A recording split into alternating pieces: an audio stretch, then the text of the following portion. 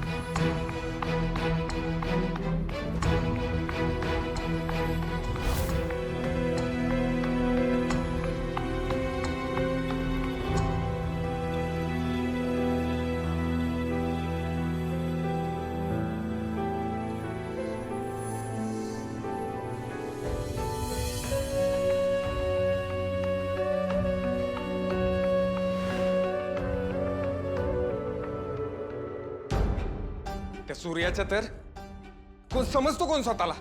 मला घरात हाकलतो या सत्याला. तू शांत हो पहिला. तुझ्यामुळे हातात आलेली गोष्ट हातातून निसटली आहे. तुला काय गरज होती रे त्या सूर्यबरोबर वाद घालायची? तेव्हा कसा बोलत होता तू बघितलंस ना. त्याची लायकी नाहीये माझ्यासमोर उभा राहायची. पण तुमच्यामुळं सगळं सहन करायला लागतंय, ऐकायला लागतंय. आता मला कुणी अडवायचं नाही, कुणीच नाही. प्रसाद, प्रसाद, ये.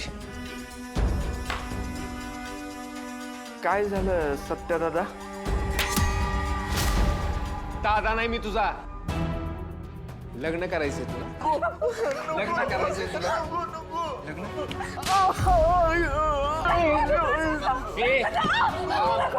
लांब व्हायचंय. आज मरणार आहे तुझं पोरग माझ्या हातनं. लग्न करायचंय तुला.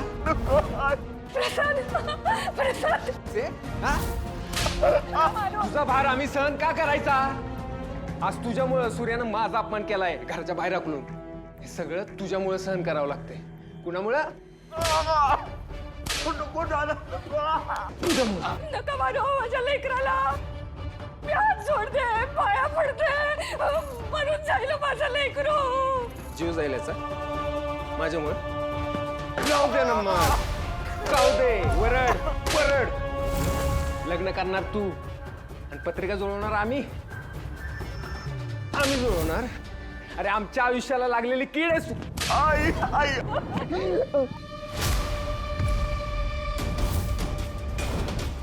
सत्या सोड त्याला.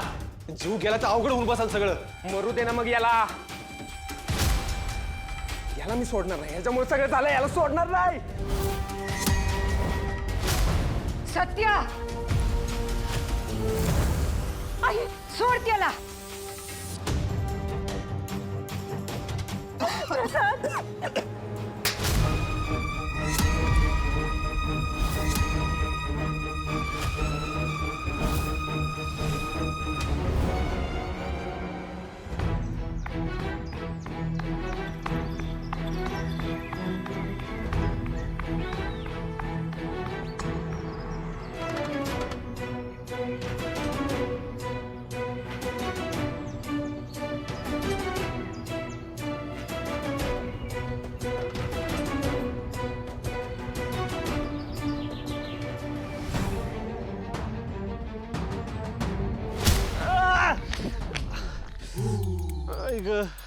दादा तू? अरे दादा तुला काही याडपीड लागलंय का?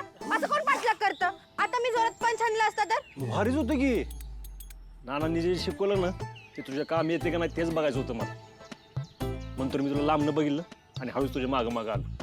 कारण नाना शिकवते त्यावेळी तू जांभळ्या देत असतीस. मला तुझ्या लक्षात आहे का नाही काय माहिती. तू जे काय पेकाडात लात मारलीस ना भारी पडले मला. सॉरी दादा, लय लागलं का? नाही धनी, लहानपणी तू एवढ्या वेळा पडलेस ना मला तो काहीच नाही वाटलं. आता तुझ्यात वेगळीच ताकद आली बाबा. बाकी भारी तयार झालीस. कुठे निघाली तू आता? राजूनं ना घरी बेसनाच्या वड्या केल्यात, त्या खायला जाते. अरे बेसनाचे वड्या, अगं मी ते आत्ताच ते जॉकल देऊन आलो. घरात काय नाही, सगळ्या संपलेत. काय खाणार आहे तू? काय तू सगळ्या वड्या अक्काला देऊन टाकल्या, मग आता मी काय खाणार? तू किती वाईट आहे, मला विचारच करत नाही. तू मला विचार करायचा का? थांब थांब थांब थांब थांब. तू फक्त वयानंच मोठी झालीस बघ. पण अजून बी लहानपणी चिंचा पावल्यावर कशी बोकडे पसरायची तीच दोन वेळेस अजून आहेत वड्या घरी. चल वड्या पाय तेवढ्या का. चल. असं परत करत जाऊ नको. आम्हाला वाटलं होतं वयाप्रमाणे अक्कल आली असेल तुम्हाला, पण कसलं काय? आता एवढा तमाशा करून आलाय तिथं, तर सूर्य आपली बहीण आपल्या घरात देईल का? हा, इतकं समजावून सांगितलं तर तुम्हाला, तरी का केलं तुम्ही असं? सूर्यामुळे वागलो असा. त्यानं आपल्या खानदानाची आबरू काढली, मग काय गप बसायचं होतं का मी? तुमची जर अशी इच्छा असेल ना, तर सूर्याच्या पायाशी जाऊन मी लोटांगण घालावं, तर माझ्याच्यानं ते जमणार नाही. हे बघ सत्यजित, आम्ही आंधळ नाही. या आधी आम्हाला चांगलंच दिसत होतं. एक लक्षात ठेवा, त्या सूर्याचा जो माज आहे ना, जो स्वाभिमान आहे ना, तो त्याच्या बहिणींमुळे आहे. एकदा का त्या बहिणींनी आपल्या पुढे गुडघे टेकले की तो सूर्या, तो सुद्धा आपल्या समोर गुडघे टेकल. पण तेवढा दम कुठे आहे तुम्हासनी? नाहीच आहे. आमच्या समध्या अपमानांचा बदला घेणार आहोत आम्ही. अरे पण त्यासाठी ती पोरगी घरात तर यायला पाहिजे. एवढी साधी गोष्ट कळत नाही तुम्हासनी?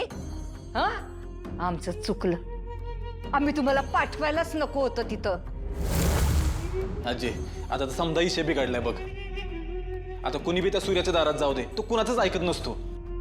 सत्याने आज जे काय तिथं जाऊन केलंय ना, मला असं वाटतं इथं समजा इशे इथंच सोडून द्यावा. आपण एक काम करूयात, गुरुजींना परत बोलून घेऊयात. कुठल्या ना कुठल्या पोरीची पत्रिका जुळलंच नाही याच्या बरोबर. नाही, आता काय बी झालं तरी त्या सूर्याची बहीणच आपल्या घरात येणार. कसं बी करून त्याचा माज उतरलाच पाहिजे. तसं बी गुरुजींनी सांगितलंच होतं की तिच्या इतकी कुणाचीच पत्रिका जुळत नाही म्हणून. आणि हे बी सांगितलं होतं तिच्या येण्यामुळे आपल्या घरात भरभराट होईल. आणि आमासनी दोन्ही बी पाहिजे. आपल्या घरची भरभराट आणि त्या सूर्याचं नाव खसणं. त्या सूर्याची नांगी ठेचल्याशिवाय आम्हाला चैन पडणार नाही. अजय, तू त्या सूर्याचा आज अवतार बघायला पाहिजे होता. एवढं समजत झालंय ना, त्याच्यानंतर ब्रह्मदेव जरी गेला ना, तरी तो पोरगी आपल्या घरी देणार नाही बघ. माणसाच्या राज्यात देवाचं काय काम? आता तो ब्रह्मदेव आला किंवा नाही आला, सूर्याला आपलं ऐकावंच लागल. आणि आता एक गोष्ट लक्षात ठेवा, आपण कुणी बी तिकडे बोलणी करायला जायचं नाही. आता ती राजश्री परसादची बोलल. आता मुळावर घाव घातल्याशिवाय चालणारच नाही. मुळावर घाव.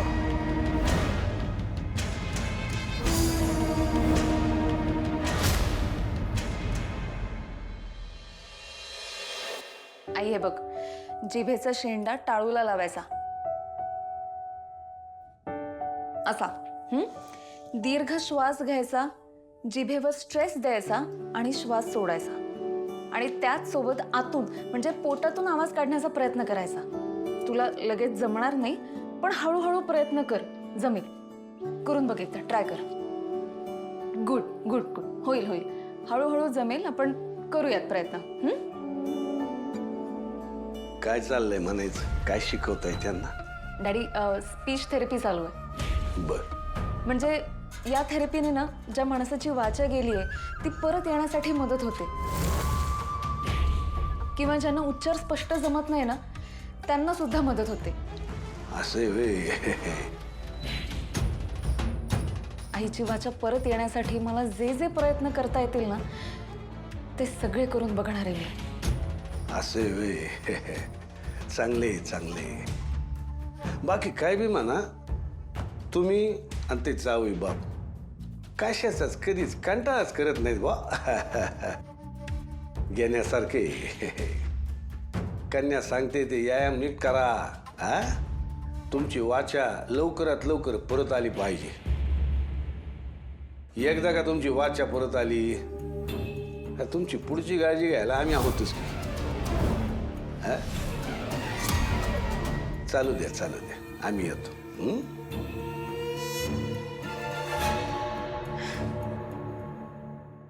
आजच्या दिवसापुरतं इथेच थांबूया. फार जास्त स्ट्रेस पण नको याला. पण हो, दिवसातनं 3 ते 4 वेळा हा व्यायाम करायचाच. आणि एक 2-3 तासाच्या गॅपने केलास तरी चालणार आहे, पण करायचा. कसं सांगू तुळजा तुला, माझी वाचा कवाच माघारी आली अगं. पण मी जर काय बोलले का नाही तर मालक माझं जगणंच अवघड करून टाकतील. तुला माझ्यासाठी असं तुटताना बघून मला लय वाईट वाटतंय. पण काय करू, माझ्या हातात काहीच नाही. माफ कर पोरी मला. छोटी आई, मला माहिती आहे ग, आईचं जाणं तू खूप मनाला लावून घेतलेलं आहेस. पण जे काही घडतं ते आपल्या हातात नसतं अगं. हा सगळा नियतीचा खेळ असतो. त्यामुळे तू प्लीज, आई तुझ्यामुळे दरीत पडली हा विचार पहिल्यांदा डोक्यातनं काढून टाक. अगं, कोणाला किती आणि कसं आयुष्य द्यायचं हे सगळं त्याच्या हातात असतं. तू नको या गोष्टीचा विचार करूस आणि लवकरात लवकर यातनं बाहेर पडण्याचा प्रयत्न कर. पडशील ना? आणि हो, अजून एक गोष्ट सांगायची होती. छोटी आई, त्या दिवशी ना आईला सूर्याला काहीतरी खूप महत्त्वाचं सांगायचं होतं. ते नेमकं काय आणि कशाबद्दल होतं हे जर तुला आठवत असेल ना, किंवा एक बारीकशी जरी काही तुला आयडिया असेल तर ते प्लीज मला सांग. तुला हवं असेल ना तर त्या दिवशी सारखं लिहून सांग. पण सांग, मनात ठेवू नकोस. हा, असं नेमकं काय होतं जे एवढ्या गडबडीने आईला सूर्याला सांगायचं होतं हे कळलंच पाहिजे आपल्याला. ए नाही दादा, अजिबात नाही. बाळासाठी टोपी मी शिवणार म्हणजे मीच शिवणार. तू हो तुला ह्याच्याशिवाय काय जमलंय का? हा, तू कशी शिवणार आहेस टोपड? दादा, अजून 5 मंथ आहेत बेबीला यायला. मी शिकेन तोवर. काय काय म्हण? अरे 5 म्हणजे 5 महिने. 5 महिन्यात अजून बाळाला यायला. तू ना एक काम कर, आपल्याकडे जे 5 महिने आहेत ना त्यात तू माझ्याकडनं इंग्रजी शिकून घे. तुझ्याकडनं? हो. तुझ्याकडनं इंग्लिश शिकणार नाही, याडाच असेल. जा. का? ठीक आहे दादा. हे पैसे. 1 मिनिट मॅडम. हे तुमच्यासाठी. हे काय? हे पत्र कोणाचं? प्रसाद सरनोबतांनी दिले आणि त्यांची अशी इच्छा आहे की हे फक्त तुम्हीच वाचावं.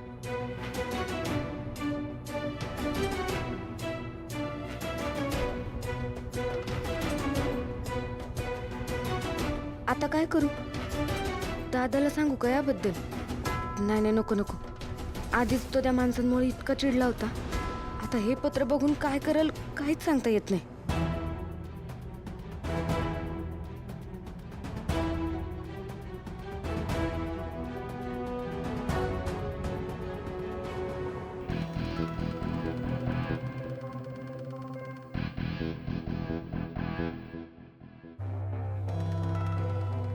बायको 1 मिनिट.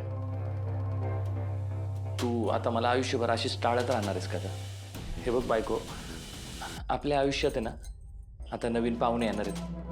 देवानी आपल्या वाट्याला 1 नाही तर 2-2 बाळं दिल्यात.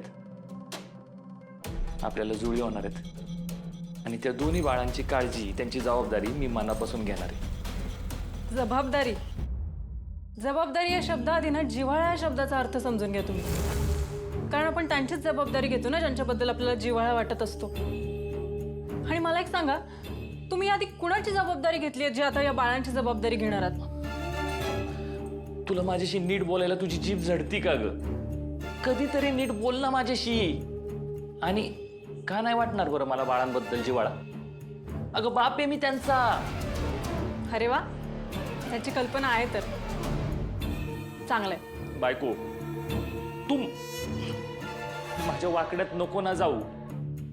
प्लीज माझ्या वाकड्यात जाऊ नको. हे बघ, मला कंटाळा आलाय. तू असं टोचून बोलू नकोस मला. झाल्या माझ्याकडनं चुका, पण मी त्या मान्य पण केल्या ना. म्हणून काय याचा अर्थ असा होत नाही की माझ्या मनात कुणाबद्दल प्रेमच नाहीये. किती जरी चुकलो तरी पश्चातापाने डोळ्यात पाणी आल्यावर जिच्या पदराला मी ते पुसू शकत होतो ना, ती सोडून गेली ग मला. माझी आई गेली आणि ती गेल्यापासून एकदा पण तू 2 शब्द प्रेमाने माझ्याशी बोलली नाहीस. अगं सांत्वन करायचं सोड, साधं विचारलं पण नाही तुम्हाला की तुम्ही काय करताय, तुम्ही कसे आहात, तुम्ही कुठे आहे. संबंधच नाही ना, आहे का नाही. चुकीचं वागलो ग मी, पण तू मोठी ठरलीस. तुझं गरोदर पण मोठं ठरलं. नवऱ्याने नको नको ते आरोप केले तुझ्यावर, म्हणून तुझं दुःख पण मोठं ठरलं. पण माझ्या पश्चातापाला या सगळ्यात कुठं जागा आहे का, सांग ना. पहिली गोष्ट तर तुमचं सांत्वन करायला तुम्ही घरात थांबलात का? आई गेल्यानंतर, तिची विधी झाल्यानंतर तुम्ही रोज जाऊन दारू पिऊन घरी येत होता. आणि राहिला प्रश्न तुमच्या पश्चातापाचा, ज्याच्यावर माझा अजिबात विश्वास नाही.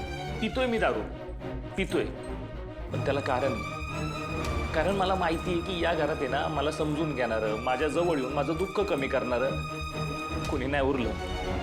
हा, पण माझा पश्चाताप खोटा नाही, एवढं फक्त तू समजून घे मला. स्वार्थीपणाचा कहर आता तुम्ही, म्हणजे तुम्हाला त्रास व्हायला लागला की समजून घेण्याची अपेक्षा आपोआपच करू लागता. आणि ज्यावेळी मी तुमच्यापेक्षा जास्त त्रासातनं जात होते तेव्हा कुठे होता तुम्ही? तुम्ही आलात मला समजून घ्यायला, मला आधार द्यायला? नाही, कारण त्यावेळी तर तुम्ही माझ्यावर संशय घेण्यात व्यस्त होता ना. तुझ्याशी बोलण्यात काही अर्थच राहिला नाही. मला नादीच नाही लागायचं यार. नका लागू. कारण मलाही तुमच्याबरोबर आयुष्य काढण्यात काडीचाही रस नाही, पण मला ते करावं लागणार आहे. ते फक्त या बाळांकरता. कारण कर्माने का असं ना, बाप आहात ना त्यांचे. पण म्हणून मी तुमची बायको राहीन या गैरसमजात न करा. तू मला मीच जातो घराबाहेर.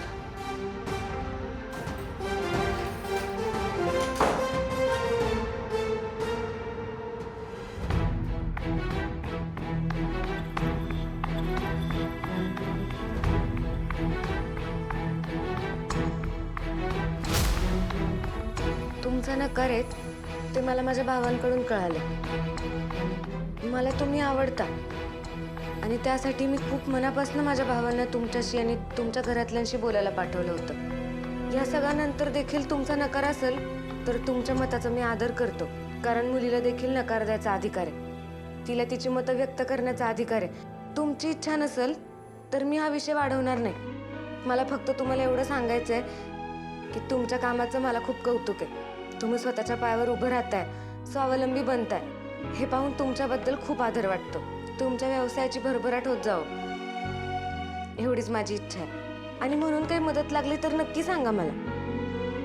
तुमचे मसाले मला कस्टमर म्हणून खरंच विकत घ्यायची इच्छा होती आणि म्हणून मी ते पैसे पाठवले होते. ते मसाले मला प्लीज खरेदी करता येतील का? या सगळ्याचा परिणाम व्यवसायावर होऊ देऊ नका. तुमच्या नकारामुळे माझ्या मनात तुमच्याबद्दल राग नाही, उलट तुमची मत व्यक्त करण्याची हिंमत बघून तुमच्यासाठीचा आदर आणि प्रेम अजून वाढलंय. तुम्ही मनात काही गैरसमज बाळगणार नाही अशी आशा करतो. प्रसाद सरनोबत.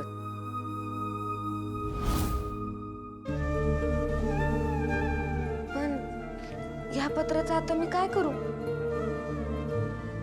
राजू,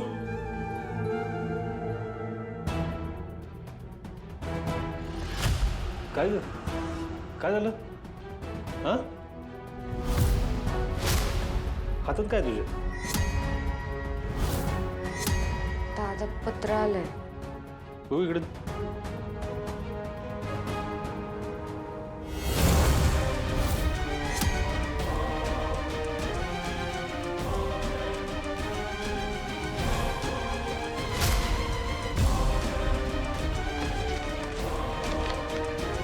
कोण दिलं तुझ्याकडे?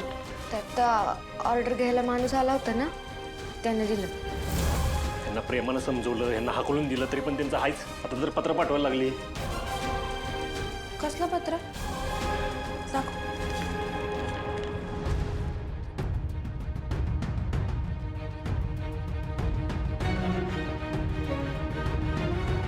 दादा, या पत्रात कुठं काय वावगं लिहिलंय तेव्हा?